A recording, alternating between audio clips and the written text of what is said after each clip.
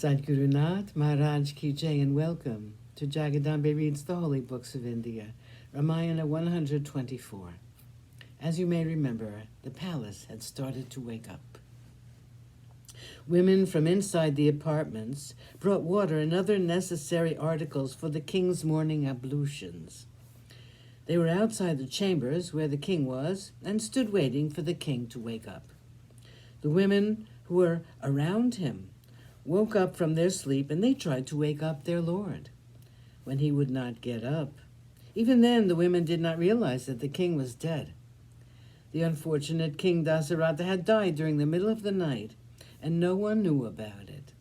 Suddenly, by the lack of movement in his limbs and by the general posture of the sleeping king, they guessed what had happened. It was not sleep, and they trembled with fear and shock at the calamity. Neither Kaushalya nor Sumitra had woken up yet. The women in the palace knew now that the king had died sometime during the night, and that the queens did not know it yet. Their hearts went out to them, and a wail rose from their throats, a wail fraught with anguish, since they had lost their master, their lord, their king. The sound roused the sleeping queens, and it did not take them long to realize that they had lost everything. They fell on the ground and wept tears of sorrow, and it was not possible for them to realize that their beloved husband was lost to them forever. Dasarata, who had been such a glorious king, such a just ruler, such a noble soul, such a famed warrior, now lay dead, and it was tragic, since Rama's banishment was the cause of his death. For 5 nights the king had lived after Rama had left Ayodhya. On the 6th night he could not bear the pain any longer and had died quietly.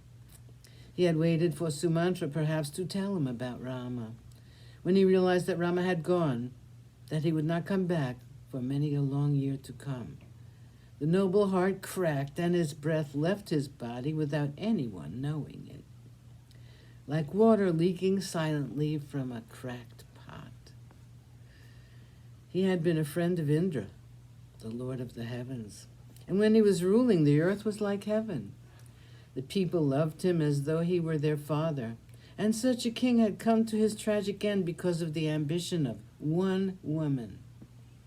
He was the king whom Lord Narayan chose as the one worthy to be his father, and grieving for his son, the unfortunate king died of a broken heart and condemned by the world for his unjust act.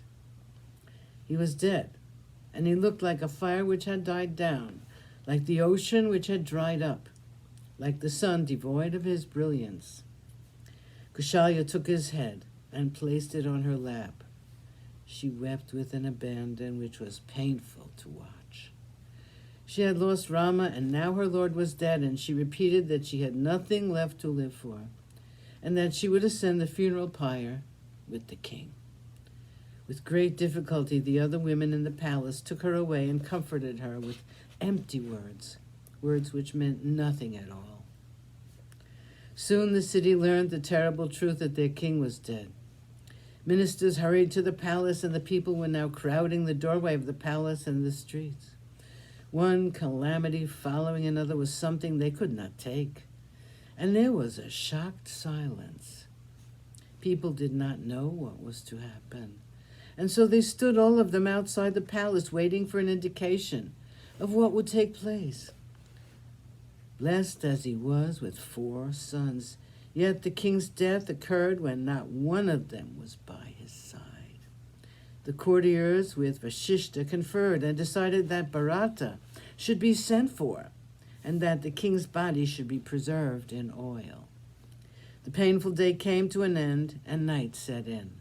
The city, which had been mourning the absence of Rama, now found this sorrow to be unbearable. They had loved their king, and everyone talked only about Keiki and her cruelty, which had caused all this unhappiness to all of them. No one slept, and all through the night could be heard the sobs and wails. And so the night passed.